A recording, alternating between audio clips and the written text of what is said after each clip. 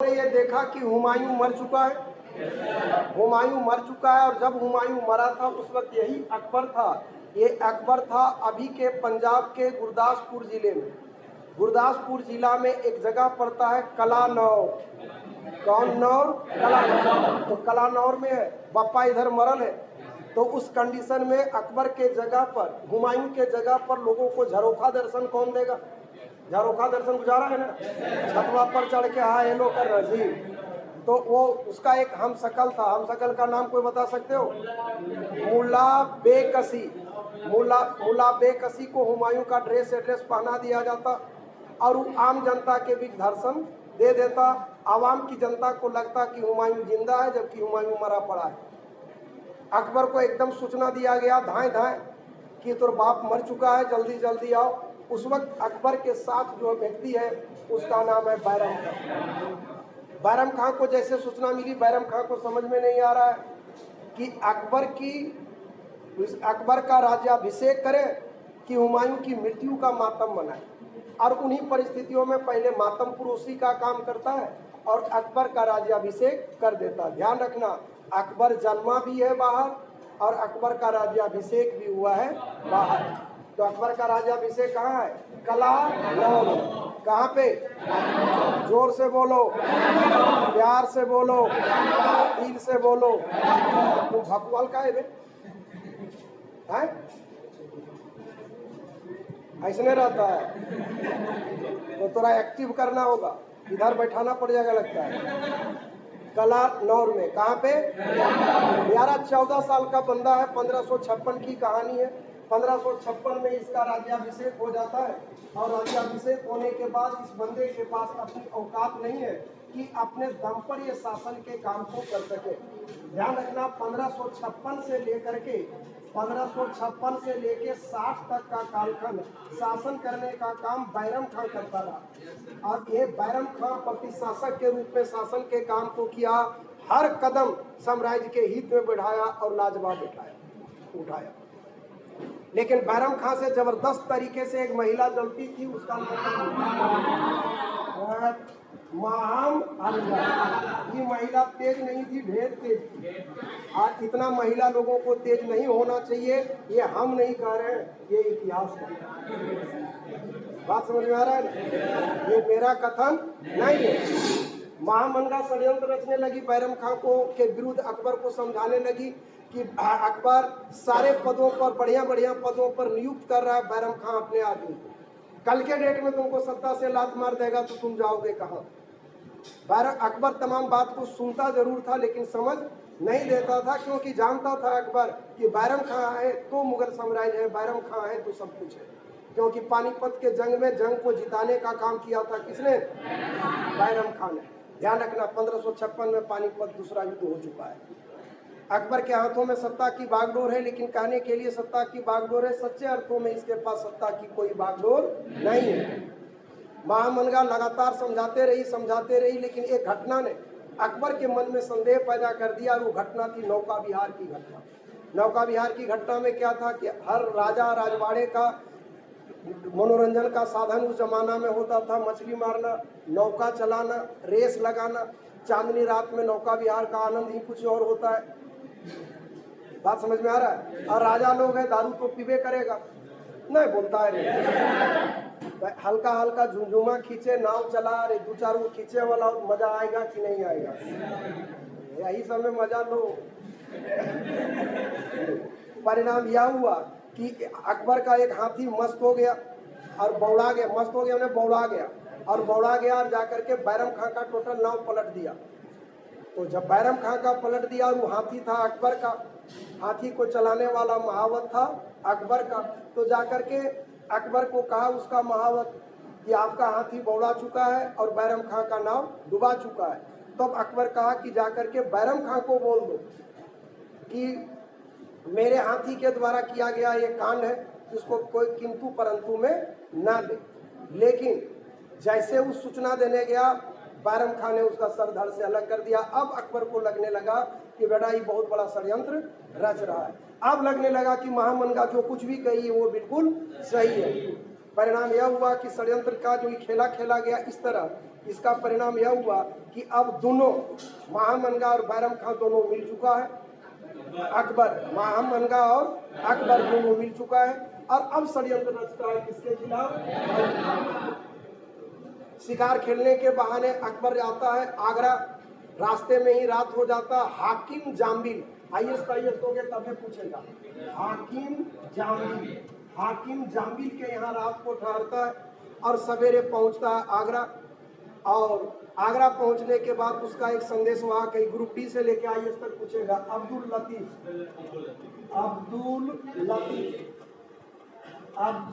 लतीफ के माध्यम से संदेश भेजता है अकबर के पास, बैरम खान के पास।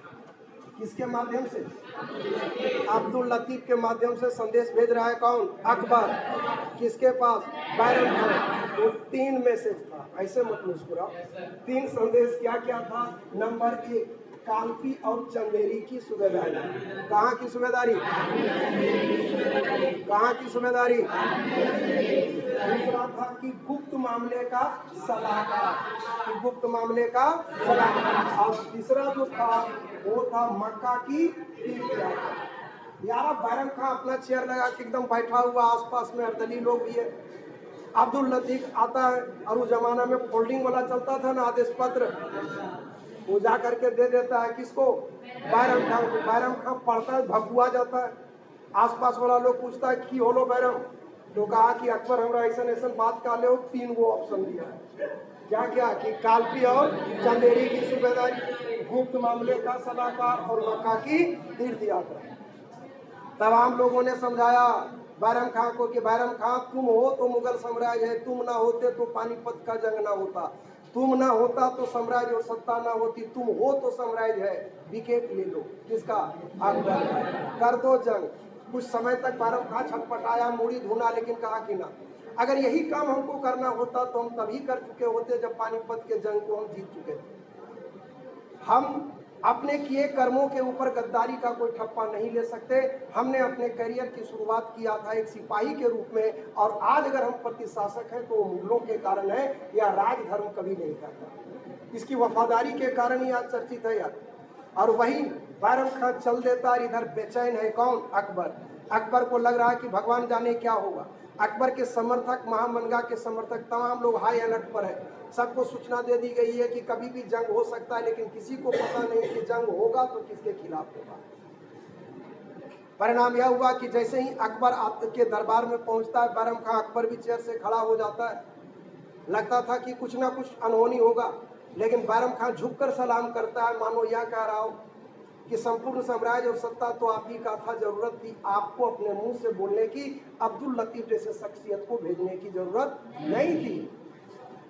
कहा, अकबर ने पूछा कि तो आपने क्या सोचा? बैरम खां ने तो टुक शब्दों में कहा कि कालपी और चंदेरी साम्राज्य का दूर का हिस्सा है, अगर हम उस इलाके का ले लेते हैं, वहां का मुख्यमंत्री बन भी जाते हैं तो आपके मन में संदेह रहेगा, क्योंकि मैंने आपका विश्वास खो दिया। बात रहा गुप्त मामले का सलाह की बात, तो जिसके ऊपर आपको भरोसा ही नहीं, उसके सलाह पर आप क्या भरोसा करोगे? हमारी दिल की तमन्ना थी कि मैं मक्का की तीर्थ यात्रा में निकलूं, और वही मक्का के तीर्थ यात्रा पर निकलता है। मक्का के तीर्थ यात्रा पर निकलता है यार, और तीर्थ यात्रा पर जब पहुंचता है गुजरात, तो तुम लोगों को एक जंग पढ़ाए होंगे, मछुआरा और सरहिंद की लड़ाई। तो मछुआरा और सरहिंद की लड़ाई में जब जंग चल रहा था, तो बैरम खां की सेना के अगेंस्ट में था बाप बेटा दोनों। बेटे का नाम है मुबारक खान, और उसी जंग में मुबारक खान के बाप को काट दिया था बैरम खान। और जब ये गुजरात पहुंचा थी, पहचान लिया मुबारक खान की यह हमारे पापा के काट ले हो। बात समझ में आया कि यह हमारे पापा के काट ले हो। फिर कहना क्या था, उसने बैरम खान का वहीं कत्ल कर दिया। और जैसे ही कत्ल की सूचना मिलती है अकबर को लगा कि वो वटवृक्ष खत्म हो चुका है जिसके छांव तले मुगल साम्राज्य कभी आगे बढ़ा था। परिणाम यह हुआ कि उसका टोटल जो है राजकीय खर्च से जो क्रियाक्रम होता है हुआ, लेकिन अकबर को लगा कि कहीं ऐसा ना हो कि इसके परिवार वाले लोग सड़क पर आ जाए। इसलिए उसके जो बैरम खां की विधवा थी, बैरम खां की विधवा के साथ अकबर ने शादी कर लिया। और उसी बैरम खां का बेटा है कौन? अब्दुल रहीम खान ए खाना, मतलब इस सौतेला बाप बन गया। कौन कौन डन है यहाँ तक। और इस प्रकार बैरम खां मर चुका है, घटना 1560 का है। और इस घटना कांड के बाद अब महामंगा को लगा कि मेरे अच्छे दिन आ गए, लेकिन हुआ यही कि गिरे तार से तो अटके ये फरियाया कि नहीं फरियाया। मतलब अब लगेगा तुम लोगों को कि अकबर अपने शासन करेगा, लेकिन अकबर शासन करने के लायक नहीं छोड़ी। कौन? महामंगा। अब महामंगा टोटल निर्णय लेती है और अपने शासन को अपने चलाती। इसके लिए महामंगा एक गुट का गठन की थी, जिस गुट का कहा जाता है पेटीकोट शासन, पर्दा शासन, पेटीकोट शासन, पर्दा शासन या स्त्री शासन, जिसकी बिग बॉस बन गई कौन? महामंगा। कौन? महामंगा यार सब निर्णय लेती। गुट में क्या की? अपने बन रही, अकबर के मैया ले ली, अकबर के गुरु मिलापुर मोहम्मद को ली, अपने दामाद शहाबुद्दीन अटका खान को ली। ये सब गुटी सबको रटना मत, बहुत बड़ा एग्जाम दोगे आहिस्ता आहिस्ता में पूछेगा। और टेम्पो में ट्रक का माल लोड होता नहीं है, बात समझ में आया? तो ये फिर तुम मुस्कुरा रही हो, ऐसे अन्याय मत कर दो, अब लगाओ मत। यहाँ तक समझ में आ गया? तो ये जो महामंगा बन गई मेन हीरोइन, और इसी का बेटा था, महामंगा का बेटा था अधम खान। अधम खान यार अकबर से 6 महीना बड़ था। कौन? और बेटा अपने आप को हमेशा तिस्मार खान समझता था, जहीं जाता था लंबा लंबा भाषण देता कि जो है मेरी माँ है, मेरी माँ के बाद मैं हूँ और केवल मैं हूँ। बात समझ में आया? ये सब जानते हो, सुनते सुनते और हर जगह बोलते बोलते घिना के रख दिया था। कौन? अधम खान। कौन? यहाँ तक फरिया गया। परिणाम यह हुआ कि अधम खान का जो ये लूर लक्षण था, ये बिल्कुल सही लक्षण नहीं था। लेकिन अकबर तब तक राजनीतिक रूप से पक चुका था, और राजनीतिक रूप से जो पका था उसका खेला क्या था, वो खेला को समझेगा। जो शहाबुद्दीन अटका खान था और भी कुछ लोग थे, उन लोगों को लगता था कि महामंगा की जगह पर हमको होना चाहिए, कि प्रधानमंत्री हमको बना दिया जाए। परिणाम क्या हुआ कि अकबर को हर कोई कहता कि हमको प्रधानमंत्री बना दो। अकबर सबको हंसकर हामी भर देता, कहता ठीक है तुम प्रधानमंत्री बन जाओ, बना लेता। अकबर का ही कालखंड ऐसा था यार, एक साथ दो प्रधानमंत्री का दौर रहा, और मुगल काल में किसी के समय में दो प्रधानमंत्री नहीं रहा। और आ गया, देख लो आया है कि आई है, मम्मी फोन आई है। ऐसा होता है लड़की लोगों को अक्सर, हाँ दूसरा नंबर आ रहता है या कंपनी नंबर रहता है क्या। तो यहाँ तक समझ में आ गया? नहीं बोला रे। तो महामंगा बहुत तेज थी, वो किसी को सटने नहीं देती थी। आप समझना, देखो क्या खेला है। अकबर तुमको प्रधानमंत्री बना दिया, और महामंगा तो राजा को पावर नहीं दे, तो सबको नहीं लगेगा कि अकबर बहुत बढ़िया है और महामंगा खराब है। बात समझ में आया? अकबर ने सोची समझी रणनीति के तहत महामंगा के छवि को खराब करा दिया। इसका दामाद था सिहाबुद्दीन अटका खान। सिहाबुद्दीन अटका खान को भी लगा कि जब बुढ़िया प्रधानमंत्री बन सकती है तो अभी तो मैं जवान हूँ। बात समझ में आ रहा है? कि अभी हमको बनना चाहिए प्रधानमंत्री। वो भी कहा अकबर को कि अकबर हमरो बनाओ रे। तो अकबर भी कहा कि तथास्तु, तू प्रधानमंत्री बन जो। सिहाबुद्दीन अटका खान बन गया। अब सिहाबुद्दीन अटका खान भी प्रधानमंत्री बन गया, तो उसको लग रहा था कि सास तो मेरी है, ये तो हमको पावर देगी। लेकिन महामंगा तेज नहीं थी, क्या थी? ढेर तेज। सिहाबुद्दीन अटका खान को भी सटने नहीं दी, वो खिसिया गया, यहाँ तक फरिया गया। और इधर अगर बेटवा तो तावेम था अधम खान। अधम खान को भेजा जाता है मालवा के अभियान।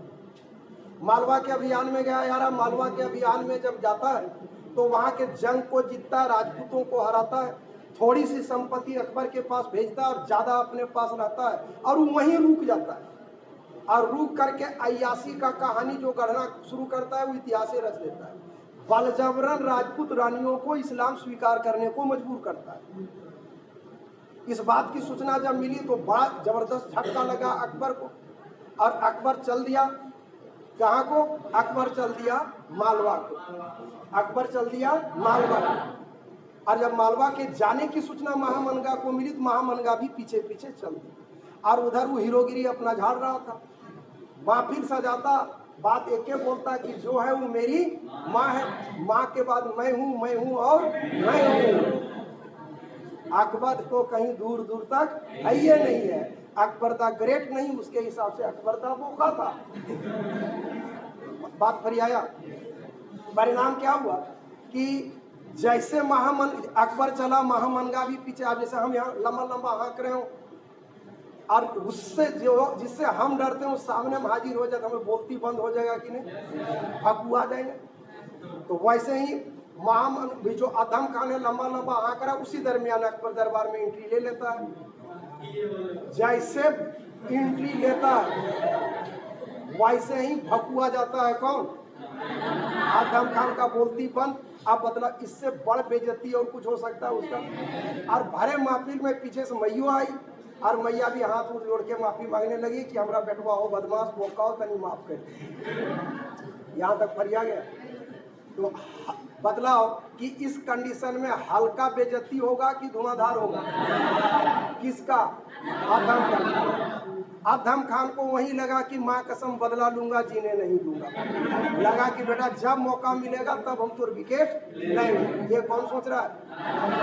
और वही अकबर मालवा के अभियान से जब आता है तो रास्ते में भेटाता है आम्बेर का राजा, राजपूत राजा, आम्बेर का राजा। उसको रोकता है।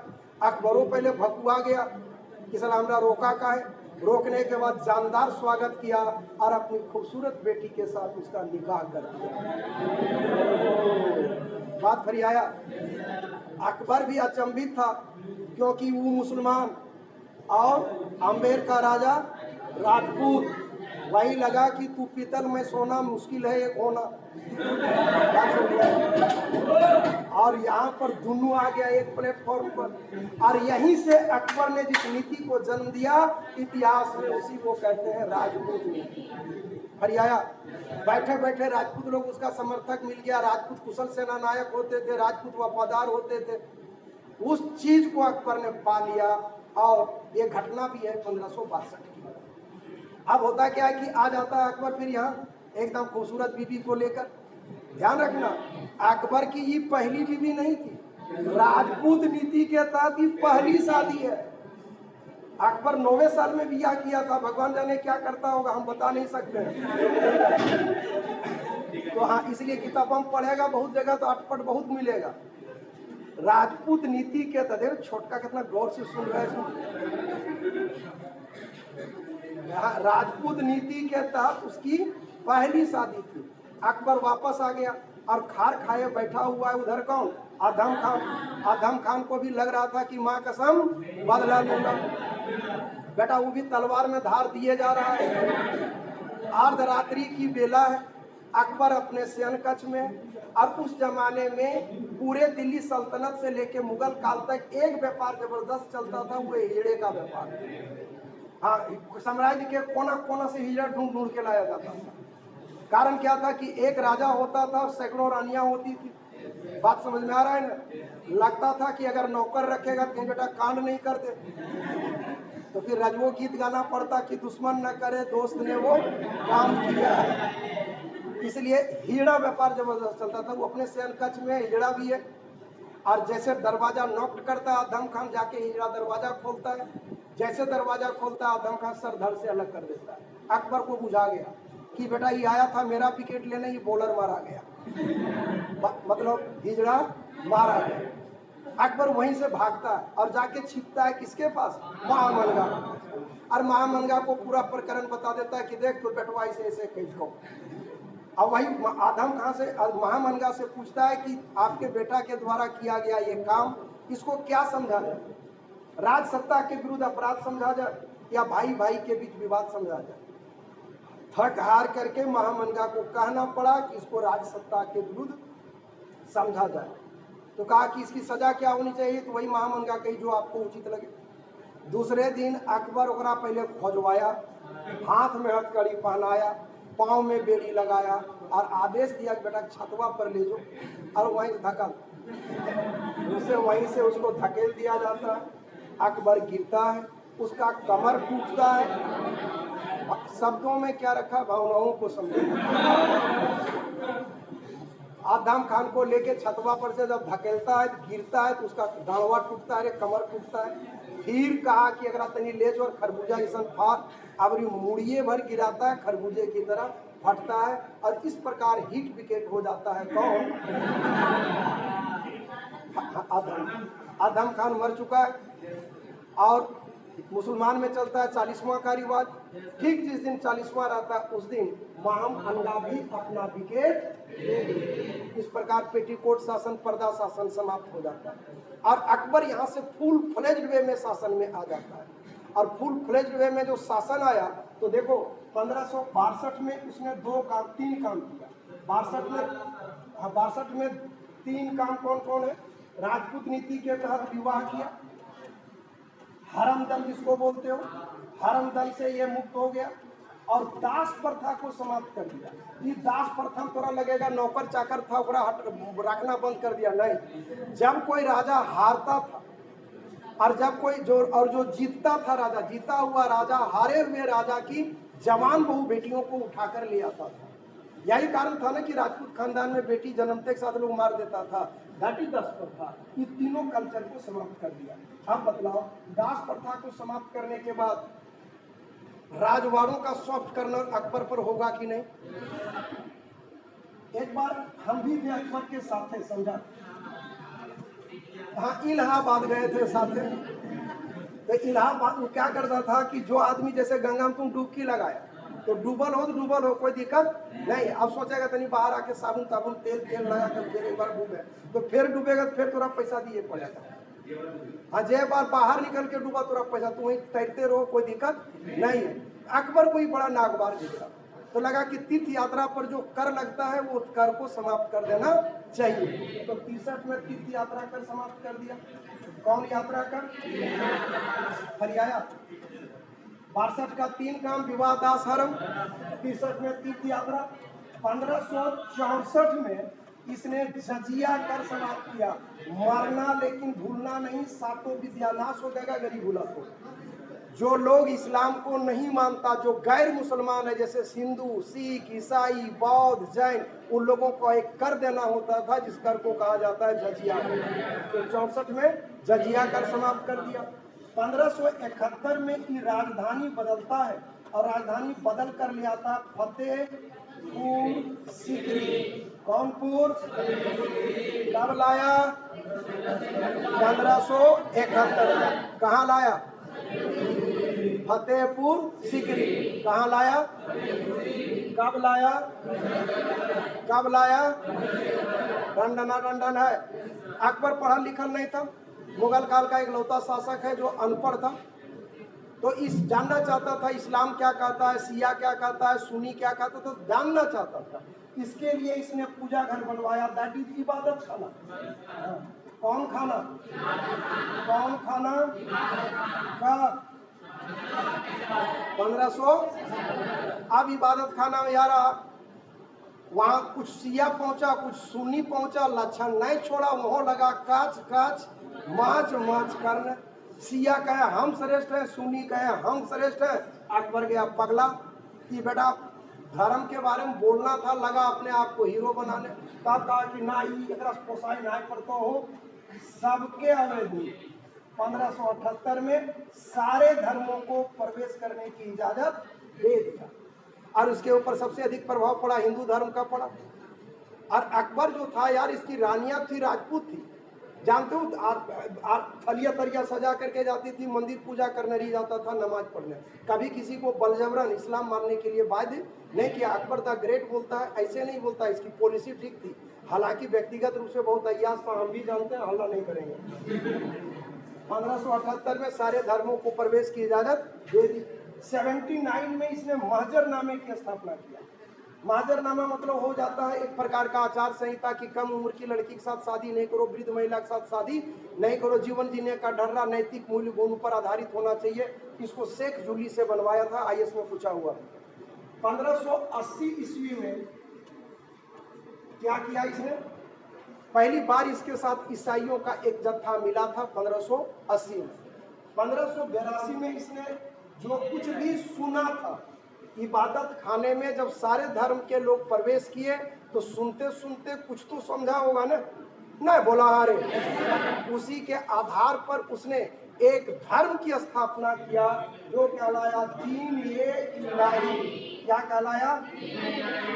कब? 1582। और 1583 ईस्वी में इसने एक कैलेंडर चलाया, उस कैलेंडर का नाम है इलाही संवत। कौन संवत? कौन संवत? एकदम डन हो, एनी टाइप ऑफ धकधकी। और इस प्रकार इलाही संवत चलाया और समाज सुधार के क्षेत्र में इसका अपनी ओर से एक अमूल्य योगदान रहा। ई अकबर का रहा फर्स्ट डे। और तो नहीं जितना सुन रहा है रे, अंगुलियां में दर्द नहीं होगा तो लाइक कर देना, दर्द होगा तो डिसलाइक कर देना। खेत बाड़ी नहीं अगर हम नाम होगा तो सब्सक्राइब भी कर देना, ठीक है। जय हिंद।